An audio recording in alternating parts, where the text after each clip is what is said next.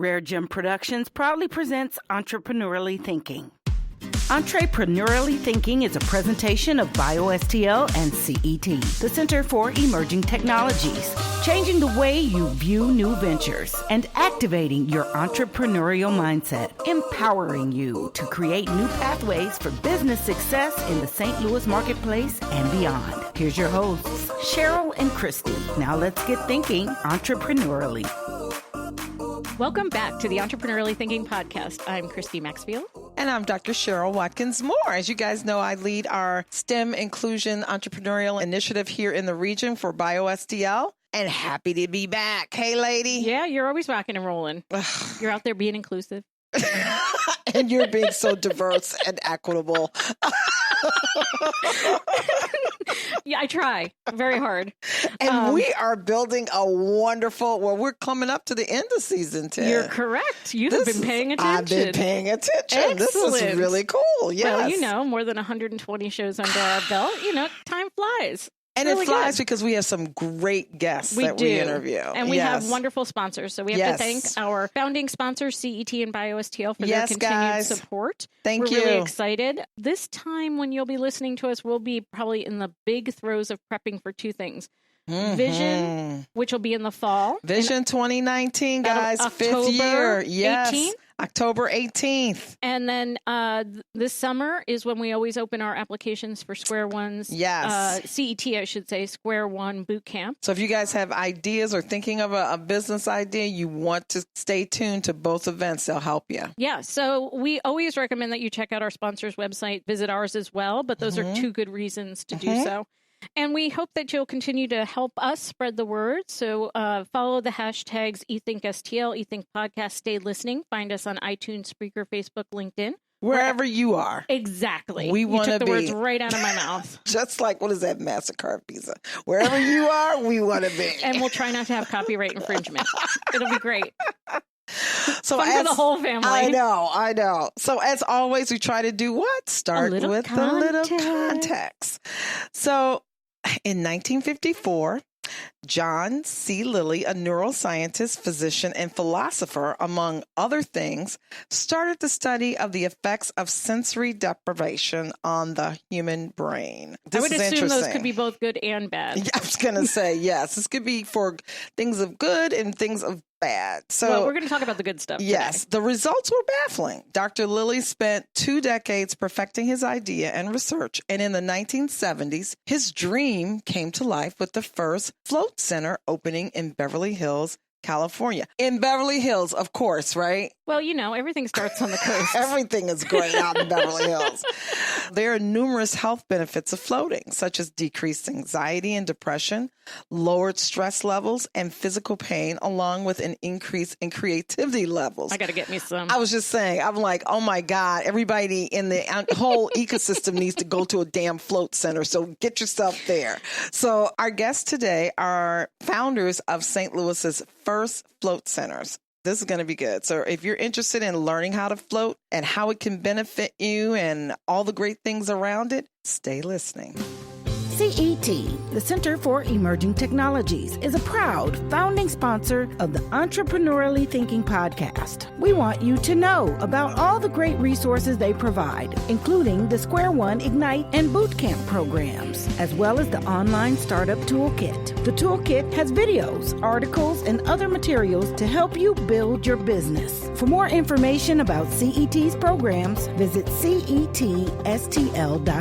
And for your renewed and continued support, CET, we say thank you.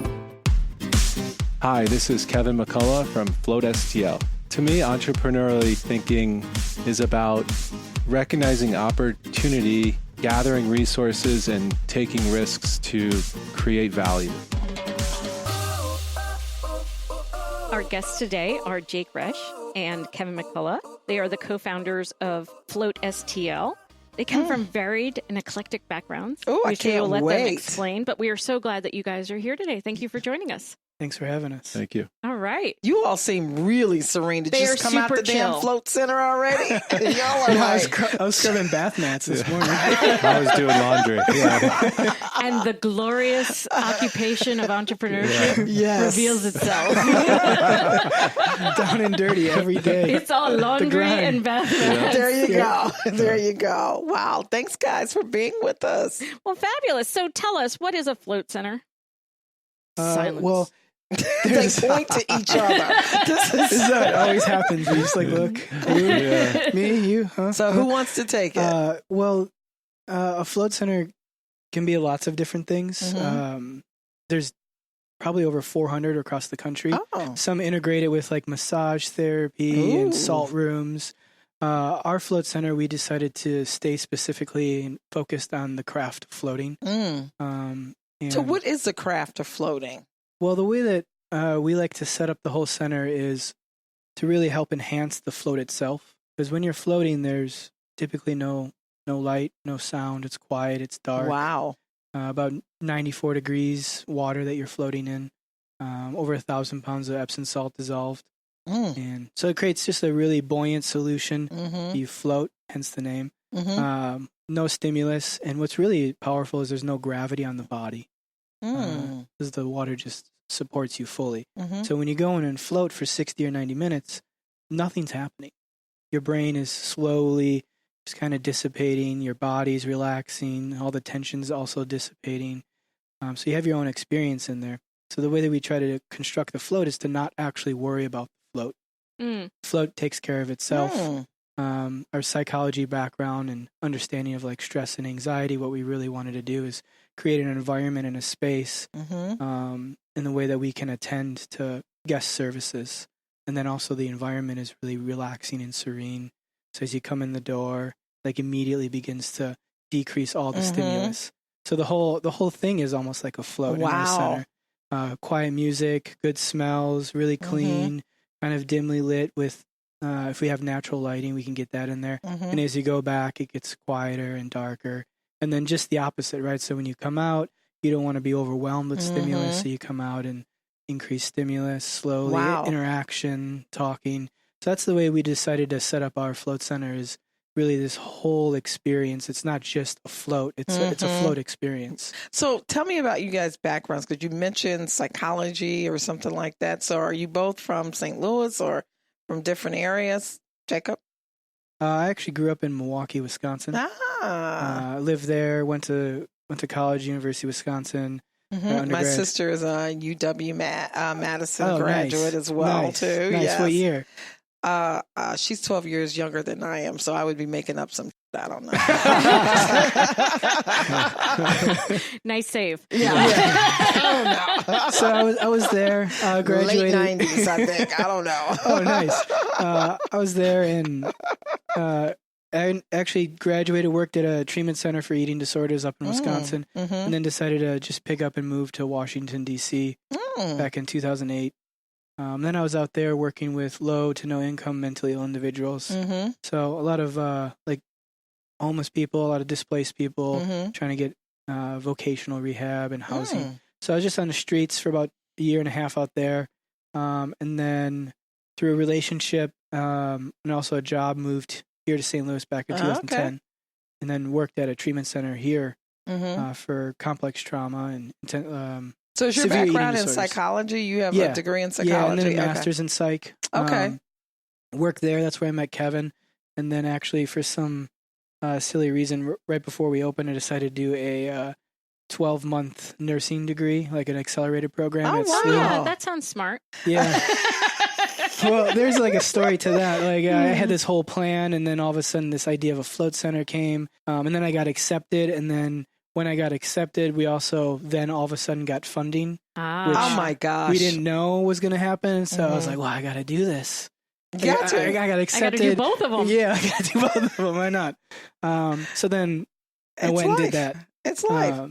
Yeah. Kevin, you have been like sitting silently by. We know you are the chilled out one here. They're both pretty chill. I think we're both pretty chill. We're Not. exactly. We're like the antithesis of chill. We need to go to the float center and stay there probably They permanently. probably have to smudge the place after we leave, though. Yeah, let's we're just actually be honest. hiring if you want. And we're doing daily smudging anyway. Bath mats and laundry. Just your thing. That doesn't work for me. Hard no. I know her well. No. So we know that you guys met along the way here in St. Louis, but what were you doing before that, Kevin? Before I was at the Eating Disorder Treatment Center. Are you from St. Louis, first of all? Kind of. I was born, my parents are from St. Louis. Okay. I was born just outside of D.C., lived there for 9 years. Then we moved to outside of Philadelphia, lived there for 5 years, and then we moved back here to St. Louis. Okay. So He's I've been practically a St. Louis. Yeah. Practically, Okay. more or With less. that East Coast flavor. A little bit of East Coast flavor. Yeah. That was like the beginning. Yeah. And then we came back. Ah. My undergrad, I spent studying business. I focused on international business, marketing, and Spanish. And I had a pretty clear idea of what I wanted to do with that. And through my own life experiences along the way, it came to this point of realization that I no longer wanted to pursue that path, and that each day I was on this planet was precious. And so I took a hard look at trying to understand how I wanted to focus that time and energy, knowing that it was finite. And that's when I decided to go into becoming a psychotherapist. And so going through that program, it was also pretty clear to me I wanted to do some sort of an outward bound type of thing with like adolescent males and nature. And one of the other people in the program introduced me to this eating disorder treatment center, which was nothing that I ever thought I would have an interest in, because I had the same, unknown judgments and stereotypes of what that meant. And I was introduced to eating disorder treatments, and was fascinated by that story and by the process and how little was known, and then began to work at that same place where Jake and I found each other. So. Wow. So you had started with studying business, stepped away from it, really put that plan to the side as you pursued other things. And then did you think you would end up going into business for yourself?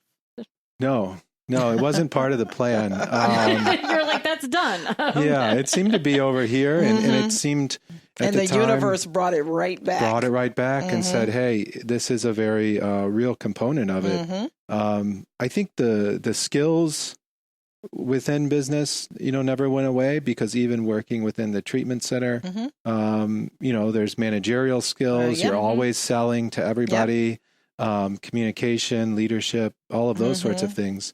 But the idea of operating or owning a business was not front and center. I had gotten to a place of just feeling disillusioned a little bit through the pushing or the forward, movement of selling business products. Yeah. Yes. And I didn't really see beyond what and that could wears be. on you. Oh, I mean, people who are very good salespeople, it wears on them too, because you are constantly on, right? This is very interesting. So you guys got together, and then how did the Float Center come up in discussion between the two of you as an opportunity? I think similar interests. We just found out we both actually had floated prior to meeting each other. Oh, okay. Oh, funny story. Kevin's wife actually I met working at the center before I even met Kevin. And this center is like attracting a whole bunch of y'all. Okay. Oh, yeah. yeah, absolutely. And her and I were friends with two other people that worked there, and we decided to actually go up to Chicago and have our very first float, because we all had heard about it before. Really excited. This was back in like 2012. And so we took a weekend trip up there. We all floated, hung out. And maybe, 6 months or so later, Kevin came to work there, and then we met. And then all of a sudden we started talking. There's a conversation about floating. How do we float more? And then I think it went away for a little bit, and then it might have because there's nothing here. There was nothing here that nothing you could go to. Right. You had to travel. Yeah, the closest one was in Chicago. And I think the next closest might have been in Austin or like New Orleans. Wow. So there was nothing really in the Midwest. And I think through a series of conversations, we just decided that we wanted to float more. And if my memory serves me, we, Kevin and his wife Arthi at the time were then together. I think we wanted to put one there because I just rented, so there's no place to put a float tank so we could float more. So this thing has got to be, I mean, describe to us your center then. I mean, how many tanks do you have in there? We have 2 locations. One's Wow. in Midtown, one's in Maryland Heights. Oh, So our first one was in Midtown. That was like our first child. okay. And we have 4 tanks there. So every 2 hours we run 4 devices, in 60 or 90 minutes. And then we kind of learned from the first child, right? Of course. Don't have children, but I can Right. somewhat begin to understand how that works. We learned a lot for a second center, and we kind of moved some things and adjusted. We actually were able to sit down and spend some really quality time in the second location and in the design and implementation. I was going to say that takes a large amount of design and big understanding how to put these facilities together. And what you're talking about, 60 to 90 minute float times for people, how to move people through there more efficiently. Oh yeah, it's like it's clockwork. And then there's also this idea of like cleanliness and salt degradation and people taking showers every 2 hours. So you have to like put all that in the design. So our second location was really helpful to sit down with the architect, plan it out. We have 5 devices out there that run every 2 hours. Wow. So is this, I mean, what they're floating in, what is it? I mean, is it a tiny Epsom pool? salt. No, I mean, what is it? I mean, is it a small pool? pod. So yeah, Or a pod, yeah. each location, whether we have the 4 devices or the 5 devices, it's a contained unit. So it could be a pod, or it could be what's called a float cabin or a float room, and it's just the container. Some of them, you know, the height of the ceiling can be 5 feet high. Some can be 7 feet high. Some of them can be 8 feet long or 7 feet wide. You know, so they end up being pretty spacious. But you have this kind of self-contained device that holds the water that you get in and out of, just like if you were getting in and out of a bathtub or a hot tub or something. And then we also have inside each one of those rooms a shower and a changing area. So each individual person has their own private space for their own individual experience. And then it's all self-contained that way. So people, it's individual. It's not like couples can go into a pod or something like that. You're not going to be able to talk with your husband while you're Yeah. floating. Because I could see this. I'm trying to relax. But honey, did you remember this? Yeah. We're trying to go to you'd be like, Alan. And I'd be like, What's happening can now? you put your head under the water or something? I mean, it would just be awful. To that point, there was this one time a couple came in the float, and the husband would like not want to stay in his room. Like he kept coming out and knocking on his wife's door. Like, Oh what my are you doing? God. Like, What can are you you come doing? out? What are you Like, doing? sir, like go into your own room. This is You're your wife. screwing with the She process. opened the door and she's like, go away. She closed the door again. It was great. It was That is hilarious.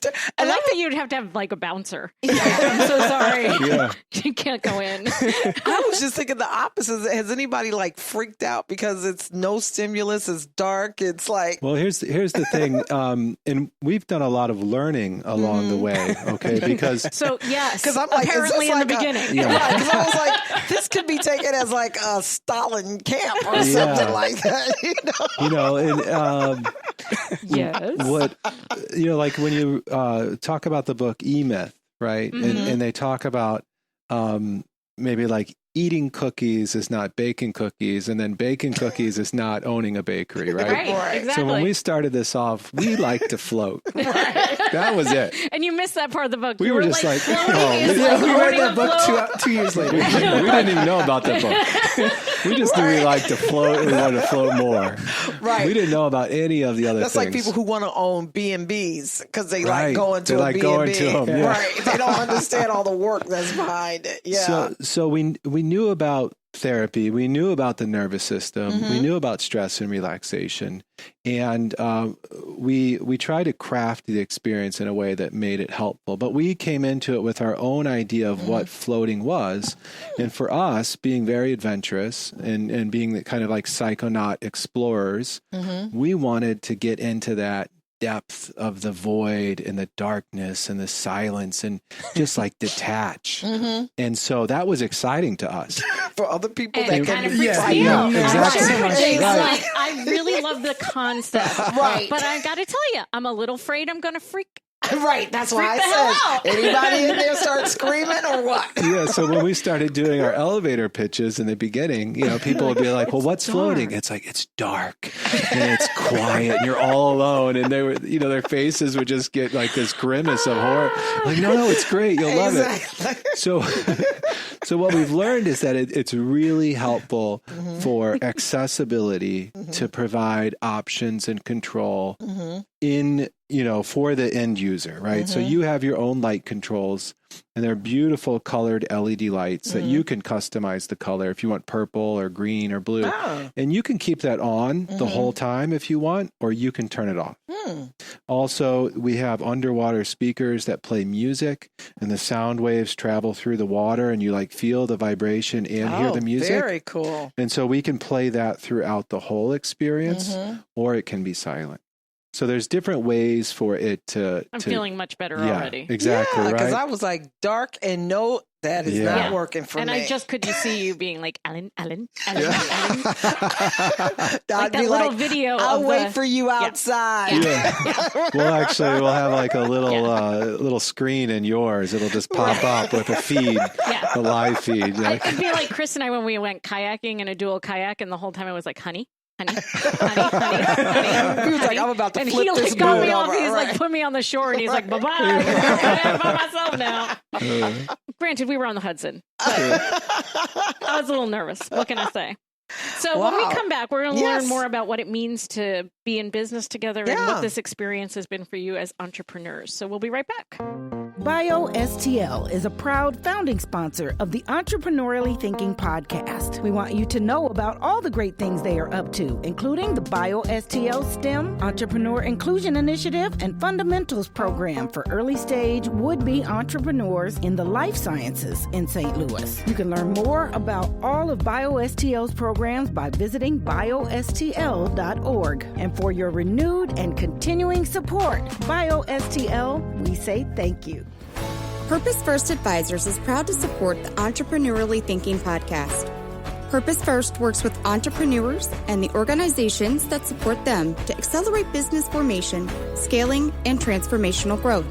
For more information about how to work with Purpose First Advisors on business model validation, financial modeling, core messaging, or other growth and profitability strategies, visit purposefirstadvisors.com.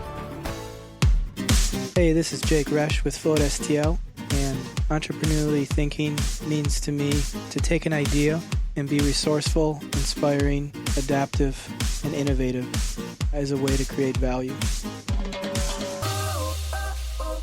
So, Kevin, I think about your backgrounds, the experience you have, the interest in education and psychology, the mind, the whole experience of what float is and why you guys have done it. And think about entrepreneurship, and sort of in my mind, the instant grasp of the obvious or default would have been, well, we'll start a practice together, right? And a counseling or mental health practice together. And yet, while float is intimately related to that, it's not that. So how did you guys decide that, other than wanting to float more, it's good to have a personal need? You know, I know a lot of entrepreneurs are like, I want more of X, and therefore I'm going to go make more of X in the world, right? But from the entrepreneurship perspective of really vetting a business idea and then choosing to go into business together and express your interests in this way, what was that part? You know, what was that process like? Well, I think a big part of what came up for us was, as mental health practitioners and wellness practitioners, we're very invested in the progress and the growth of the clients that we're working with. And that process would take place in a one-on-one setting or in a group setting. And you could put in a lot of energy and feel like you were making a lot of work, and you were on this very, very kind of concentrated, you know, micro level. And what was really appealing to both Jake and I is that we could create this space and this idea and this experience. And through that, we could touch many, many more people. And so what's really exciting to us now is that in the space, we can create access to that healing for parents, for teachers, for therapists, for police doctors, for police officers, right? And so I could see so many reach outs to different communities to have these folks come in and experience that. Yes. Do you also do, the Float Center is a float center, but are you providing any type of mental services, care services? So that part we wanted to be very clear about, because we wanted to be transparent that we were not operating as therapists in the space. So it's a destination site. It is not where you go seek medical or mental health. Exactly. And we have a number of staff. So, I mean, both centers are open and operating now. The majority of the time that they're open and operating, we are not staffing it. The other big part of it is an idea about community and an idea about culture, which felt like it was easier to bring about not operating in a one-on-one private practice setting, but we could build out this idea of culture and community. So there's ideas around what the experience is besides the actual experience itself. So the business, the organization can function in the community and do different things. We could mentor and train and develop our staff to grow and operate in certain ways. And then they could facilitate that healing experience even without us being present. So we could kind of pass it on and grow the space. So the goal is that even though we are trained therapists, anyone should be able to come into the space and have just as much a quality experience with any of our staff people. And I think that is actually what touches people. You know, the float does what the float does, like Jake says, but what people comment on over and over again is what it feels like to walk into our place. And the whole idea about how we want to create that, it's kind of like Float STL is your vacation home, and we're the caretakers of that home. So when you come there, it's like we know you and we're expecting you, and we're going to take care of this space as you go through this experience, and then you can leave knowing that you can come back and everything's going to be ready. It's the Nordstrom service. That's right. That's wonderful. It's the Nordstrom concierge service. So I'm a fan of the show Hustle on Vice, and John Henry, the host there, has works with a variety of different entrepreneurs. And one of the episodes that you guys make me think of is where there's two cousins who own a donut shop, right? And they describe their customer service level as being this extraordinary experience. And then they go away and they come and film just the folks who are working the line. And there's clearly a disconnect between what the cousins are doing and how the cousins are showing up and how the folks they've hired are showing up. Yeah. So, Jake, how do you take that? What is this very particular essence, essentially, of what there's the design, the architecture, and the lighting, and the decor, and the smells, and all the goodness. But then there's the essence of what it means to show up and have your customers served the way you want. How have you guys actually trained people to do that? Oh yeah, it's a wonderful question. But there's been a couple iterations of learning that process.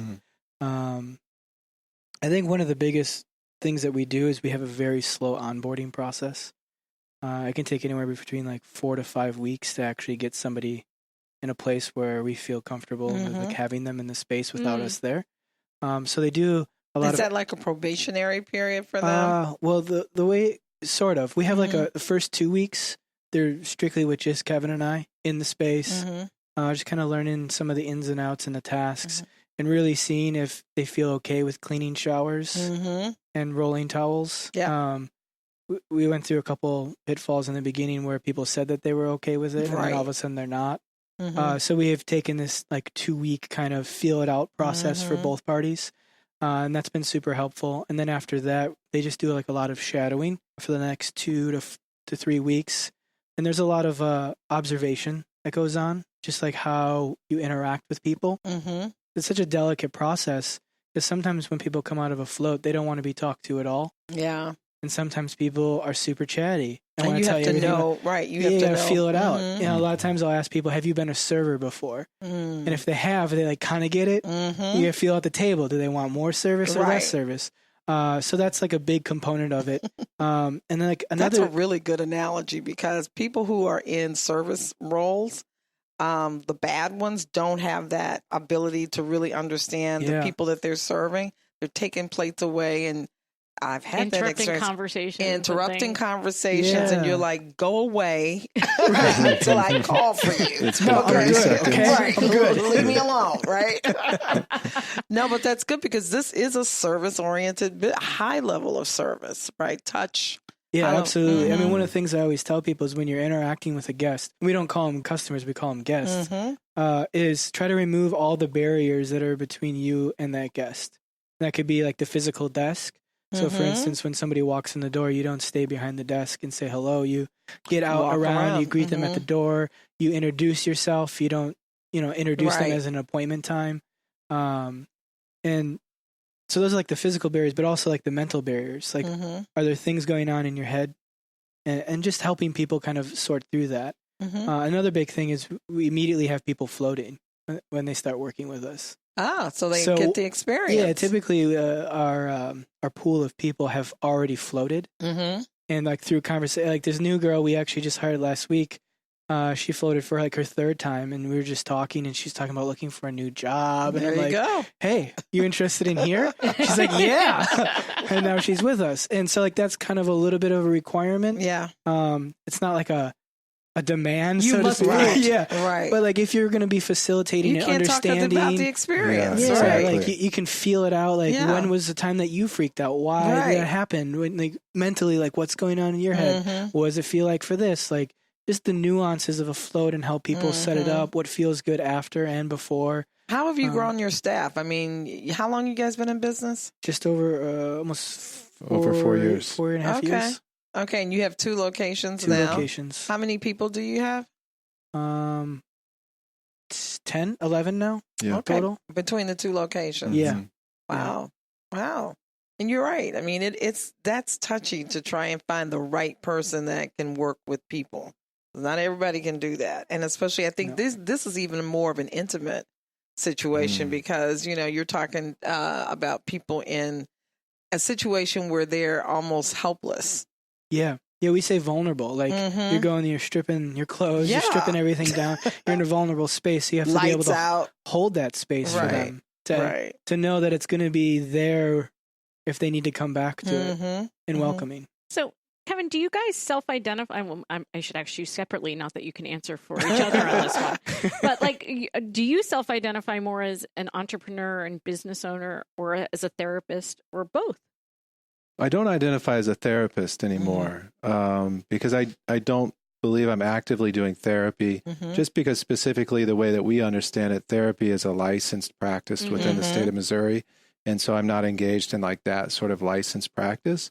That's a good answer so that nobody comes after you to sue you. But I mean, that's a great one. That's really how I differentiate it. Absolutely. Because, and for us, especially the therapy that we were doing was very, very deep work. I mean, it's work that took a lot of structure and a lot of forethought. So it's nothing that we would ever take casually. But that work definitely informs the entrepreneurial experience that we've created. And a bit about what we were just talking about, we kind of conceptualize the whole experience through our understanding of that therapeutic framework. So if we were working together in a therapeutic framework, knowing that we're going to take you to a vulnerable place where you're going to experience uncomfortable emotions and sensations, our role is to create safety and trust. And then the structure around which that experience can take place. And so for the same thing within the float experience, when you come in the door, you've never had this experience before. You don't know me. You've never been to this store or the center. And now I'm going to take you and say, oh, go do this thing. It might, it might be a little bit different, but just trust me, right? And so we're trying to accomplish that within 10 minutes. And so we really have broken that down for our staff in a conceptual way, but then also in a very concrete step-by-step way. So here's the 10 things that you can do to help create that safety and structure for people. Cool. Yeah. So Jake, do you self-identify as an entrepreneur? Oh, I don't think I've ever been asked that question. It's surprising to me, given the fact that what this podcast is. Yeah. A large number of our guests don't. So... just curious. I mean, I don't think I've ever actually called myself that, but probably by definition, I probably can be lumped into that category for sure. So how do you think of yourself? Kevin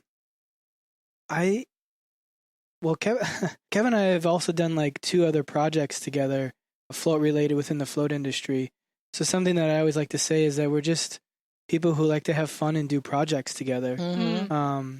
And whoever that wants to come happen to along. involve revenue, employees. I was going to say, and make money. P&L, right? Yeah. And that kind of thing. So did you guys have to raise money? Well, and I say it that way, but like, because my projects, when I talk about project, don't typically involve P&Ls and staff and real estate and business plans and capital. Well, I'm probably one of the, I don't know, maybe there's lots of other people like this. I'm sure there is. I find myself like feeling like I'm never satisfied with what I know. I mean, that's a true entrepreneur, though. I mean, undergrad and master's in psych. I have an undergrad in nursing, and it's just like I have no idea the business world. I've never taken a business class. That's why you got a partner. That's right. I dove in. You know, he feeds me all these like great books to read. I read that. We always jiving back and forth about like ideas, just like generating. Okay, we have this idea. All right, from this idea, what is it? You know, what are the resources that need to get it going? Right. Or, you know, how can we make it actionable? And then how do we execute it? Well, that's what I was interested. Did you guys raise money in order to do these centers, or this was all bootstrapped from you guys? No, we took on equity partners. Okay. In order to raise money. Yeah. So that conversation around this center had to be very interesting when you presented, when you pitched. Oh, yeah. Yeah. So, I mean, actually, we were first visiting a lot of banks, you know, to find bank loans, and no one had interest in supporting that. 3 years of financials, please. Yeah, exactly. Right. Exactly. And where is this? And, and it's a what? And what are you talking and about? how would I collateralize a float tank? Yeah. You can take the tanks. Yeah. Again, unless that's one of those things that not easily monetizable. Well, that's just out of the box. And especially back then where it's like, well, where's the nearest one? Well, there's one in Chicago. I mean, you know, it's a different market now. Yeah. It's dark. And it's scary. Yeah. Scary. Yeah, I could see the bankers being like, that's why I was like, this had to be a very interesting conversation. So obviously you've got people who support the project and support the venture. Yes. That's great. Yeah. Well, something that was like really inspiring is I remember the day that they kind of made us this offer. And they're like, we don't really understand this whole floating thing, but we, you know, really believe in you guys and, you know, your work ethic and your brains and what you do. That's the majority of people who invest. They're not investing so much in the thing, they invest in the team. Yeah. Yeah. And if they believe that you can execute, I can take a really crappy technology, but if I got a great team, they'll invest in that all day long. And they're passionate and successful in their own right. And they bootstrapped and built their own business. And so being able, you know, to meet with them and them having an interest in the success of this business and kind of talking to us about, well, here's where we are now. And here's the thoughts we were having where you guys are. And here's what we learned about those thoughts. It's like, oh, we've learned so much in just getting that feedback process I was going to say, them. those are your mentors Exactly. too, as well. Yeah. So did you all make a deliberate decision? Because I don't know if we mentioned it on air or not, but you guys do not have, massage therapy or acupuncture or anything like that. Right. Why was that a decision made just to do float? I think we're psychotherapists. Jake's an RN. We're trained in this world to begin with. We're super passionate about floating. We love floating. We obsess about floating. And we still feel like we don't know that much. Right? I mean, this is like what we focus on. And we're just scratching the surface on what this is and what this can be. So the idea that we would dilute this with a multidisciplinary center, which there's nothing wrong with that, but I know how much we pay attention to the float practice and how much we pay attention to the craft and caring for that individual. I think it would be very, very difficult to do if we were doing also, 4 different things in the center. I think in those locations, I think there's maybe a convenience factor if you want to get a number of different places, but I think it's virtually impossible to have that kind of person-centered approach of being welcomed and cared for in a way that's specific to the float experience, because it's not a massage. I mean, it's people are having deeply emotional and cathartic experiences in there. People are having spiritual experiences. So it can be physical, emotional, spiritual, creative, and cognitive. It's not just about your body. It's not just about rest and relaxation. And so our focus on creating the support for that whole experience, I think, required our laser focus. Yeah. Plus, it's the only one we're really passionate about. So it's kind of silly to be like, oh, yeah, and we also do this other thing, but we don't really care about that one. You know? Find your sweet spot. That's right. That's right. So as we wrap up our time together, Darn. how do you This is guys too fast. Super care fast. for yourselves as entrepreneurs? Oh, man. They get in the float set. Float. That's the obvious answer. I mean, Kevin and I have a all-day hike scheduled on Saturday. Oh, wow. Just to really check out away from everything, almost like to go away. Mm-hmm. I mean, we have a meeting scheduled after the hike. I was going to say, are you all hiking to a meeting spot to meet and then come back? Yeah, Is it's that kind of what it like the is? go away, come back thing. Yeah, Right? it's a Get out of retreat. it. Yeah. I know I spend a lot of time with plants in my own apartment. I really like that. I also do like a lot of reading. I take care of myself that way. Yeah. I mean, I think we're engaged in a lot of these things also because of our therapeutic relationships. Like it's important, right? Self-care is how you can care for anyone else. So it's holistic. It's everything we're consuming, whether it's media, whether it's interactions with other people, whether it's food, whether it's activities, all of that's coming into creating like the system of our whole being. So it's paying attention to all of it. And what's nice about floating is it really magnifies, you know, when you're in there, you get to this place of such deep clarity and calm that when you move from that float back into your life, it's very, very clear where are the sources of the things that upset that clarity and calm. Oh, yeah. So you move back out in your life and you're like, this thing over here is taking me out of my float. Right. And so you begin to, there's truth in that. There's honesty. And then you begin to make changes. Yeah. When you're in that storm, it's not always so easy to recognize the sources. And so it's just about fine tuning that, you know, over and over with repetition. Well, thank you for sharing that, because I know myself and a lot of the entrepreneurs I work with and have shared time with, taking care of ourselves is probably the lowest thing on our list. Absolutely. And the hardest thing for us to do. That's why you guys are the most calmest damn entrepreneurs. I'm just going to hang out with them forever. I know. I mean, we may need to get rid of me because I'm throwing off the vibe. I'm like, geez, Louise. There's 4 entrepreneurs, no, 5, including our recording engineer here, and you guys are like the chilled out. So the rest of us, oh my God. Well, I can't wait. I'm definitely going to, I'm not going to say that. Well, my husband doesn't listen to the podcast.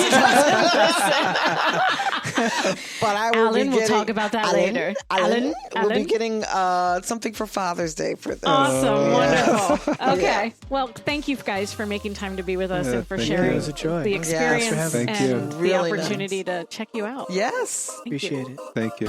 Changing the way you view new ventures, unlocking your creativity and innovation, igniting your thinking about entrepreneurship. It's Entrepreneurially Thinking. Get connected and discover more. Visit entrepreneuriallythinking.com to listen to all your favorite episodes and learn more about our guests, hosts, and sponsors. Feeling inspired? Be sure to share your thoughts, questions, and stories in the comments section. And don't forget to leave us a 5-star rating on Apple Podcasts. The best way to show love is to share and subscribe. Let everybody know that you're entrepreneurially thinking.